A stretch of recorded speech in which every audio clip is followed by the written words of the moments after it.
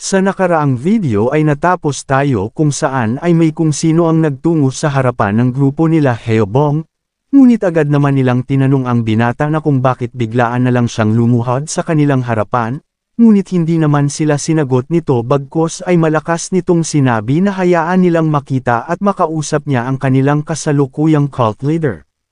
Sa isip naman ng mga ito na mukhang biglaan na lang na nagsabi ang mga ito sa kanila na nais niyang makita si Xian Yun dahil sa itsura ng isang iyon ay para lamang siyang pulubi na nagmula sa kung saan. Kaya naman ay agad na kinausap siya ni Haobong at tinanong na kung naparito ba siya upang sumali sa kanilang demonic cult, kaya naman ay agad na itinuro nito kung saan siya dapat na magtungo upang magpalista at makasali, ngunit sinabi naman ng binata na hindi dahil doon kung bakit siya naparito. Sabi nito na naparito siya dahil sa nais niyang makita ang demonic cult leader dahil sa nais niyang humingi ng tulong dito. Agad naman na sinagot siya ni Haobong na kung inaasahan ba niya na isasagot nila ay ang pagpayag at hayaan lamang siyang makita ang kanilang pinuno dahil sa sinabi nito na nais niyang makita ang kanilang Demon Lord nang biglaan na lamang.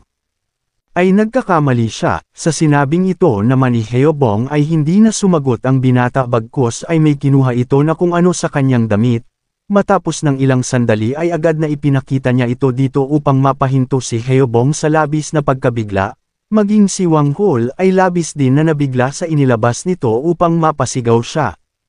Sa kabilang banda naman sa Heavenly Demon Divine Cult, Kaifeng Branch, sa Branches Training Hall, ay tutok na tutok ang mga kasapi ng Demonic Cult sa natutunghayan nilang labanan sa gitna, dahil sa ito ay ang sparring match sa pagitan ni Baekgi at ni Che Taekyong.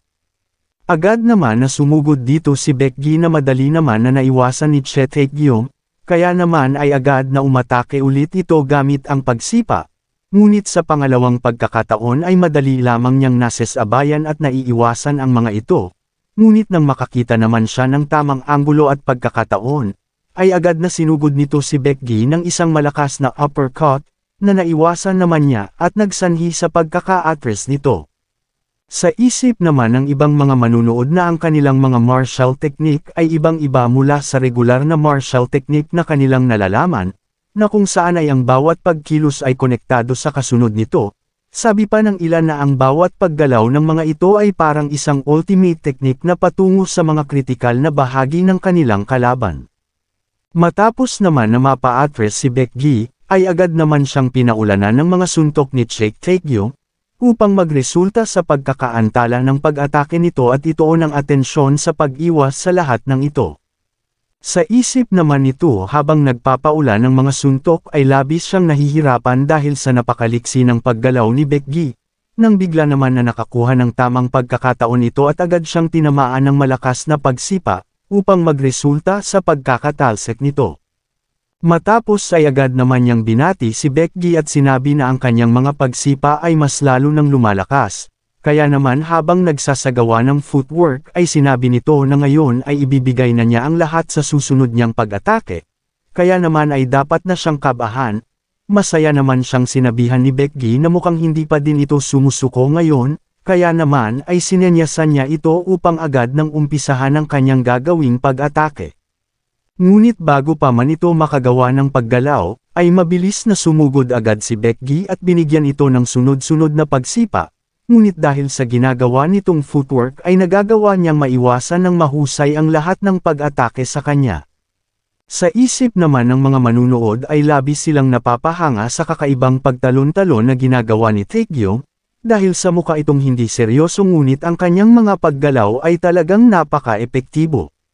Ngunit nang binigyan ni Baekgi si Taekyong ng malakas na pagsipa, ay agad naman na sinalo niya ito. Sa nangyari ay nagulat naman dito si Baekgi dahil sa hindi niya inaasahan iyon. Matapos ay agad na pinaluputan ito ni Taekyong ng buo niyang katawan, at inihiga sa lupa. Sa nangyari ay namangha naman ang mga manunood dahil sa hindi nila inasahan na maari palang ay counter ang ganong kalakas na pagsipa.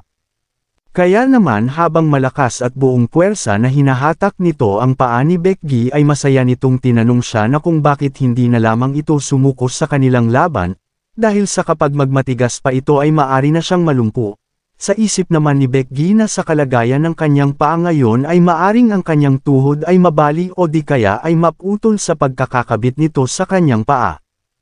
Kaya naman ay agad nitong iniikot ang kanyang katawan kasama ng paa nito ng buong lakas upang maging si Taecyeon ay may pasama dito. Kaya naman matapos na makawala ni Becky mula sa kanyang pagkakahawak, ay agad siya nitong sinipa paitaas, na matagumpay naman siyang nakalapag ng maayos.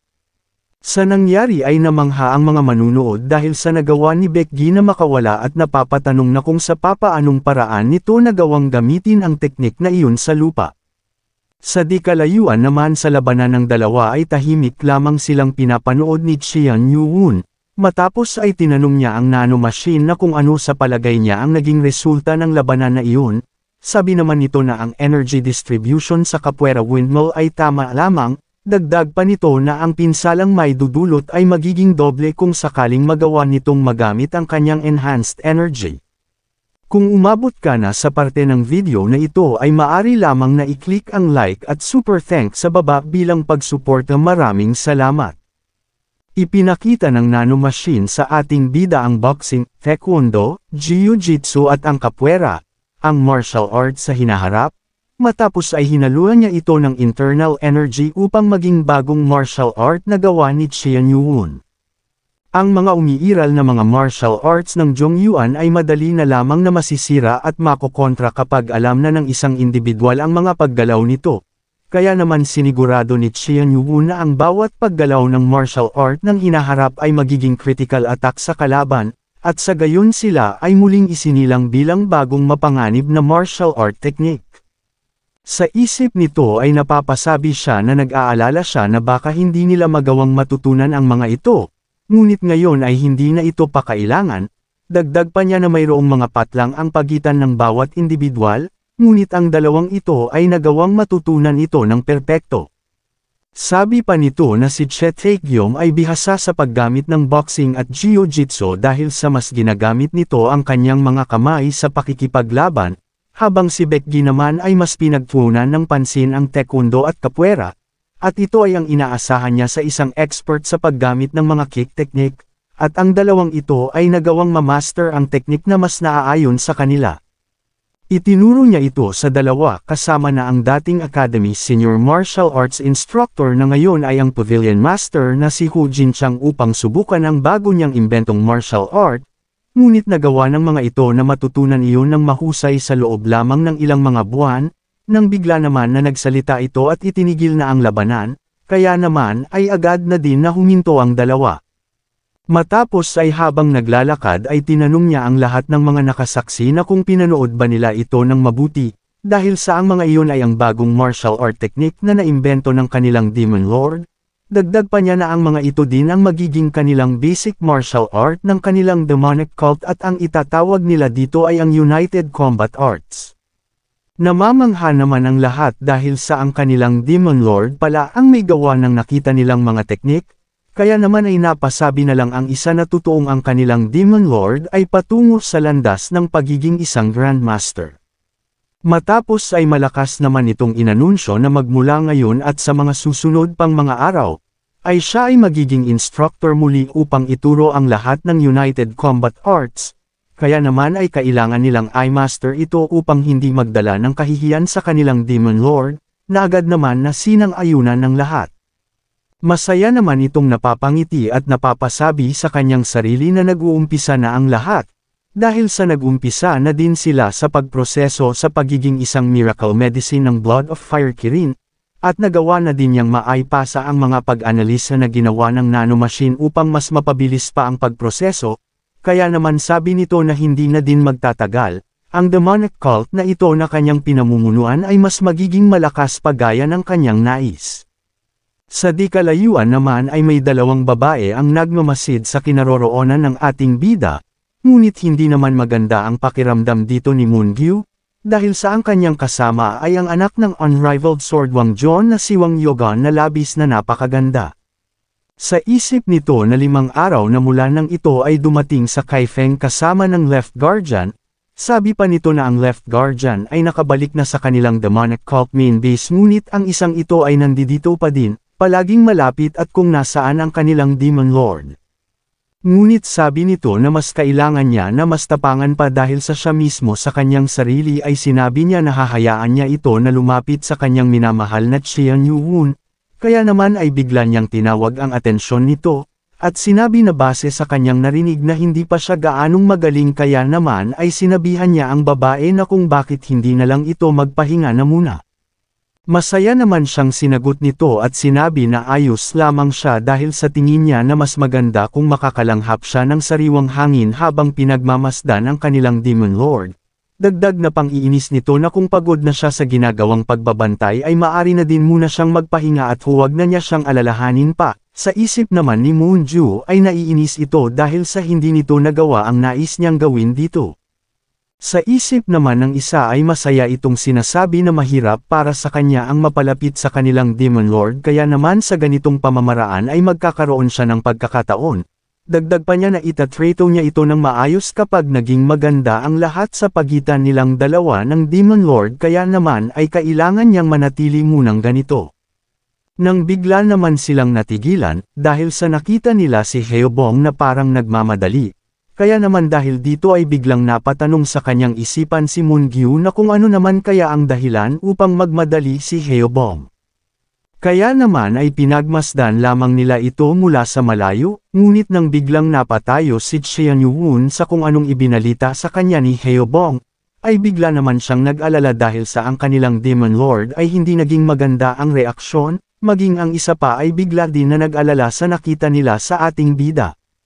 Sa lugar naman ni Xian Yuhun ay tinatanong nito si Heobong na kung anong ibig nitong sabihin sa kanya, at kung totoo ba na may kung sino ang nagdala ng identity plaque ng kanyang nawawalang lolo, na si Supreme Heavenly Demon, Xian Inji. Kaya naman matapos nito ay sa Heavenly Demon Divine Cult, Kaifeng Branch Guest Hall ay agad na nagtungo ang mga ito, at habang sa paglalakad ay ipinasuri ng ating bida ang identity plaque ng kanyang lolo sa nano machine, at sinabi nito na ito ay ang kaparehas na material gaya ng kung ano ang meron siya at ito ay isang jade. Kaya naman dahil dito ay sa isip ng ating bida na ang identity plaque na kanilang lolo na nawala sa loob ng 20 taon ay nasa kamay na niya, at lahat ng mga miyembro ng kanilang demonic cult sa Jingyuan ay inutusan na hanapin ito ngunit tanging kabiguan lamang ang kanilang sinapit sa huli. Nang bigla naman na nagsalita ang Grand Guardian at pinaalalahanan ang ating bida na kailangan nitong maging handa sa lahat ng mga posibilidad, dahil sa ang identity plaque ay walang duda na totoo. Ngunit ang sitwasyon ay mukhang kainahinala. Sinang-ayunan naman ito ni Xian Yuhun at sinabi na malalaman nila ang patungkol doon kapag nagawa na nilang kausapin ang binata na may dala-dala ng bagay na ito. Sa isip naman ng Grand Guardian na siya lamang ang tanging huling tao na nakasama ng Supreme Heavenly Demon bago ito mawala, ngunit hindi niya sinabi sa kanya ang dahilan ng kanyang pag-alis, bukod pa doon ay ang Supreme Heavenly Demon ay labis na maingat sa lahat ng bagay, kaya naman ay napakahirap para sa kanya na ibibigay nito ang kanyang identity plaque sa kung sino upang magawang maabot at makausap sila. Maya-maya pa ay agad naman na silang nakarating sa lugar. At sa pagpasok ni Xian Yuhun ay agad naman na bumati dito sila Wang Hul. Sa pagkarinig naman na ito ng binata ay napasabi siya na ito pala ang kanilang demonic cult leader. Ngunit hindi nito magawang madetect ang kahit na anong bakas ng martial arts sa kanya. At mukhang isa siya sa anak ng kung sinong kilalang pamilya sa kanilang demonic cult, kaya naman ay napapatanong siya na mukhang sinusubukan siya ng mga ito na paglaruan sa pamamagitan ng pagpapadala ng huwad na Demon Lord upang subukan siya. Ngunit dagdag niya na nakakaramdam siya mula sa taong nakamaskara ng isang napakalakas na aura dito, at mukhang ito na ang tinatawag nilang Dark King, at mukhang ang nasa kanyang harapan ay ang siyang tunay na demonic cult leader. Nang bigla naman siyang tinanong ni Xian Yuhun kung siya ba ang may dala-dala ng ipinakita sa kanyang identity plaque. Naagad naman na sinang-ayunan ng binata, nang bigla naman na nagalit si Wang Hul dahil sa nagmamatigas itong magsabi ng kanyang pagkakakilanlan hanggat makita niya sa kanyang mismong harapan ang kanilang Demon Lord. Kaya naman ay tinanong niya ito na ngayon ay nasa kanyang harapan na ito ay bakit nakatayo lamang ito at hindi umpisahan na ipakilala ang kanyang sarili sa kanila. Sa sinabing ito ni Wang Hul ay agad naman siyang lumuhad at sinabi na isang karangalan para sa kanya ang makaharap ang pinuno ng Heavenly Demon Divine Cult. Dagdag pa niya na siya ay naparito bilang isang representante ng Northern Sea Ice Palace, at ang kanyang pangalan ay si Dan Baekhyun. Sa narinig naman ng ating bida sa pinagmulan nito ay nagtataka naman siya patungkol dito. Mayroong 3 puwersa sa labas, at ang mga taong nasa labas ng Zhongyuan ay gumawa ng kanilang sariling Jiangho. Sa Qiangbei Mountain sa silangan ay matatagpuan ang Qiangbei Sect. Ang sect na ikinukonsidera na pinagmulan ng swordsmanship. Ang ikalawa naman ay ang Potala Palace, ito ay kahalintulad ng mga Shaolin Temple, at ang mga ito ay kilalang kilala para sa kanilang internal energy cultivation techniques kasama ng Gelog na kamailan ay nakipagsanib puwersa sa Tibet. At ang pangatlo at ang panghuli ay ang Northern Sea, Lake Baikal. Ito ay isang rehiyon na puro yelo, na kung saan matatagpuan ang Northern Sea Ice Palace, at ang mga ito ay bihasa sa pagsasanay ng Yin martial arts. Sa isip naman ng Grand Guardian na ang Northern Sea Ice Palace ay nagtungo na sa kanila nang may layunin na kuhanin ang pagkontrol sa buong Jiangho 30 taon na ang nakakalipas, ngunit nagawang umatras sa malawakang digmaan ng hindi man lamang umabot sa 1 buwan, at ang akala niya ay ang mga ito ay nangako na ng kapayapaan noon sa Orthodox Muslim Alliance kaya naman ay napapatanong siya na kung bakit naman kaya ang mga ito nagpadala ng isang representante sa kanila. Habang tinitignan naman siya ng ating bida ay sa isip nito ay kung titignan ay mukha itong isang pulubi na mayroong madaming peklat sa kanyang muka, kaya naman ay tinanong niya ito na kung siya ba talaga ay ang representante na mula sa Northern Sea Ice Palace. Nang bigla naman na nagtanong ang Grand Guardian na kung siya ba talaga ay ang representante ng Northern Sea Ice Palace, ay bakit hindi ito magbigay ng kahit na anong patunay upang mapatunayan ang kanyang pagkakakilanlan. Nang bigla naman na sinabi ng binata na sa totoo lamang ay hindi talaga siya ang representante dahil ito ay ang kanyang uncle, dagdag pa nito na hindi niya alam kung sa papaano ito ipapaliwanag sa kanila, kaya naman ay sa isip ng lahat ay mukhang kainahinala ang mga ikanikilos nito. Nang bigla nitong sinabi na maari siyang magbigay ng patunay na siya ay talagang nagmula sa Northern Sea Ice Palace, kaya naman ay hiniling nito na alisin nila ng kahit na sandali ang pagbabawal sa paggamit niya ng kanyang internal energy upang maisiguro ito. Matapos ay nagumpisa naman itong gamitin ang kanyang internal energy, at nagawang mapagyelo ang tubig sa hawak-hawak nitong baso. Sa nangyari ay agad naman na sinuri ito ni Heobong at sinabi na tunay ngang nagyelo ito. Sa isip naman ng binata na hindi niya nagawang maipakita sa mga ito ang kanilang Ice White Divine Plum na nagre-representa sa Northern Sea Ice Palace kaagad kanina dahil sa biglaan siyang kinabahan, kaya naman sa tingin niya ay binigyan lang niya ng dahilan ang mga ito upang pagdudahan siya. Nang bigla naman itong natigilan dahil sa kakaibang titig na ibinibigay sa kanya ng mga ito, kaya naman sa isip niya ay napapatanong siya dahil sa mukhang hindi pa dinaalis ang kanilang pagdududa matapos na maipakita niya sa mga ito ang ice art. Nang bigla naman na lumapit sa kanyang harapan si Qian Yuwon at hinawakan ang lamesa na nasa kanyang harapan, matapos ay nagpalabas ito ng malaking tumpok ng mga yelo mula sa kanyang kamay. Kaya naman ay dahil dito ay gulat na gulat ang binata sa kanyang nakita at napapasabi sa kanyang isip na nagawa niyang maipagyelo ang buong lamesa sa loob lamang ng sandaling segundo. Matapos naman na mapuno ng yelo ang buong lamesa ng ating bida, ay agad naman na bumigay ito at nasira, kaya naman sa isip niya ay napapatanong ito na kung sa papaanong paraan siya nagkaroon ng napakalakas na internal energy ng yin, at mas mabilis pa ito kumpara sa kanyang internal energy application ng Ice White Divine Arts. Nang bigla naman siyang tinanong ni Qian Yuwon na kung sa ginawa ba niya na ito ay matatawag na din siya na nagmula sa Northern Sea Ice Palace. Sa nangyari ay hindi naman makapagsalita ang binata dahil sa labis na pagkamangha sa ginawang ito ng ating bida. Kaya naman ay napatanong ito sa ating bida na kung sa paanong paraan siya nagkaroon ng napakalakas na yin energy, ngunit sinagot naman siya ni Qian Yuwon na kung sa tingin niya ay importante ang bagay na iyon ay sa tingin ng ating bida na hindi mahirap ang magkaroon ng yin energy ng gaya ng kanyang nakita, nang bigla naman na sumingit si Heobong at sinabi na may mas alam siya na madaling paraan para sa bagay na ito ngayon, dahil sa papaaminin niya ang isang ito ng mas madali. Nang bigla naman siyang pinahinto ng binata at sinabi na sigurado siya na alam naman nila na ang sino man na magawang mamaster ang Ice White Divine Art sa rurok nito ay magkakaroon ng puting buhok dahil sa epekto ng internal energy. Ngunit sinabi naman ni Heobong sa kanya na kung bakit kulay itim pa din ang buhok nito. Agad naman siyang sumagot at sinabi na hindi pa nito lubusang namamaster ang bagay na iyon kaya naman ay laging kulay itim ito. Ngunit kung i-concentrate niya ang kanya chi sa ika-10 level nito ay ang kanyang buhok ay magkukulay puti. Agad naman na nagpadala ng sound telepathy si Qian Yuhun sa Grand Guardian at tinanong kung may katotohanan ba ang sinasabi nito ngayon, ngunit sumagot naman siya dito at sinabi na hindi siya sigurado sa bagay na iyon. Kaya naman sa isip nito ay napasabi na lang siya na ang pinuno ng Darkness Sect ang mas nakakaalam nito. Ngunit sa kasalukuyan ay nasa 10,000 Great Mountain ito, nang bigla naman itong may naisip, kaya naman ay sinabi niya sa ating bida na maaring si Wang John ay alam ang patungkol dito, dahil sa naging parte ito ng Orthodox Murm Alliance noong nakalipas na 30 taon, kaya naman ay agad na inutusan ng ating bida si Heobong na agad nitong sunduin si Wang John dito, na agad naman niyang sinang-ayunan. Kung umabot ka na sa parte ng video na ito ay maaari lamang na i-click ang like at super thanks sa baba bilang pagsuporta. Maraming salamat.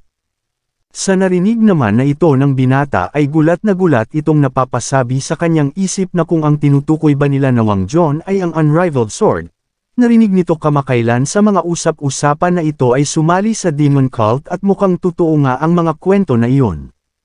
Dagdag pa niya na 2 sa 5 great martial artist ng Zhengyuan ang nagsama sa demonic cult, at sigurado siya na ang mga ito na ang may malaking otoridad at pagkontrol sa buong Jiangho. Nang bigla naman na nagsalita ang ating bida at sinabihan siya na itigil na nito ang kanyang pagkamangha at patunayan na nito ang kanyang sarili sa kanila, kaya naman dahil dito ay agad na sinang-ayunan na ito ng binata. Matapos ay agad na nag-ipon na ito ng kanyang internal energy sa kanyang kamay, sa isip ng binata na hindi siya natuto ng Ice White Divine Art para sa ganitong layunin lamang, ngunit ito lamang ang tanging paraan upang mapatunayan niya kung sino siya ngayon. Nang nag-umpisa naman na may lumabas sa buo nitong katawan ay nag-umpisa naman na mamangha dito si Wang Hul. Maya-maya pa ay unti-unti nang nagbabago ang kulay ng buhok nito na mula sa itim ay patungo na sa kulay ng puti. Sa nakita naman na ito ng isa, ay napansin din nito na maging ang kanyang balat ay nag-iiba din ang itsura nito dahil sa nagiging maputla ito. Habang pinagmamasdan naman siya ni Qian Yuhun ay nagkaroon bigla ito ng interest sa ginagawa niya. Kaya naman sa isip nito ay napasabi siya na hindi nito alam kung anong klase ng internal energy circulation technique ang isang ito, ngunit nakakaramdam siya dito ng misteryosong aura habang ginagawa niya iyon. Matapos ay tinanong naman niya ang ating bida kung nakita ba niya ang patunay na kanyang ginawa. Sa nangyari ay wala namang naging reaksyon dito si Qian Yuhun. Sa isip naman ng binata na ang pakiramdam sa paligid ay bigla na lang na nag-iba hindi katulad ng kanina. Kaya naman ngayon ay kapag pinatunayan ito ng Unrivaled Sword ay maari na siyang makahingi ng tulong sa pinuno ng demonic cult na nasa kanyang harapan, at bukod pa doon ay mayroon siya ng identity plaque ng Supreme Heavenly Demon upang magawang mapataas ang tsansa na matulungan siya ng mga ito. Nang bigla naman na nagsalita mula sa labas si Heobong at sinasabi na kasama na nito ang Unrivaled Sword, bigla naman na natuwa dito ang binata dahil sa naririnig na niya ang patungkol sa lalaking iyon mula pa nang siya ay bata pa at ngayon ay magkakaroon na siya ng pagkakataon upang makita ito ng harap-harapan. Nang bigla naman itong natigilan, dahil sa nakita niyang kakaibang kulay ng buhok ng babae na kasama ng Unrivaled Sword sa pagpasok nito, sa isip niya ay labis siyang nagtataka sa enerhiya na nagmumula sa babae. Kaya naman ay napapatanong siya na kung ang babaeng ito ba ay natutunan din ang isang napakalakas na ice arts upang maging purong puti ang kanyang buhok. Kaya naman sabi nito na hindi maari at hindi siya makapaniwala na mayroong kung sino ang mas malakas ang yin energy na tinataglay kumpara ng sa kanya, at ngayon ay sa tingin niya na wala na siyang pag-asa upang magawang mapapayag ang mga taong ito. Sa lugar naman ng Orthodox Murm Alliance, main base, sa harap ng Masters Conference Room Reception Area, ay sa isip ng uncle ni Dan Baekhyun na si Dan Jusong, ay napapasabi siya na ang sitwasyon na kagaya nun ay naganap sa Tangshu Province at hindi maganda ito, dahil sa ang puwersa ng Orthodox Muslim Alliance ay sigurado siya na labis ding naapektuhan sa nakaraang digmaan na kanilang kinasangkutan, at sa tingin niya ay hindi siya makakahingi sa mga ito ng tulong. Sabi pa nito na halos 2 oras na ang nakakalipas nang ipasabi niya ang mensahe sa loob, at bukod pa doon ay nasa sitwasyon siya kung saan ay kailangan niya na magmadali kaya naman sa isip nito na mas magiging maganda kung magbibigay agad sila ng kasagutan sa kanya ng mabilis. Sa loob naman ng conference room ng mga master, ay sinabi ng isang master mula sa beggar sect na kahit pa mayroon silang koneksyon sa Northern Sea at mayroong peace treaty sa kanila, ay ang nais ng mga ito ay labis na mapanganib, na sinang-ayunan naman ng isa pa, at tinanong na kung bakit may ganong klaseng halimaw ang nakakulong sa Northern Sea Ice Palace. Sa mga naririnig naman na pagtutol ng ibang mga master ay labis na napapaisip dito si Limak sa kanyang magiging desisyon. Nang bigla naman na nagalit ang isang master na mula sa beggar sect at sinabi na hindi nito dapat na baliwalain ang bigat ng bagay na ito, dahil sa ang dragon turtle na iyon ay ang patutuo ng pinakamasamang kalamidad na maaaring panaginip ng sangkatauhan na matagal ng umiral, at ito ay hindi isang bagay o sitwasyon na maaari nilang hawakan.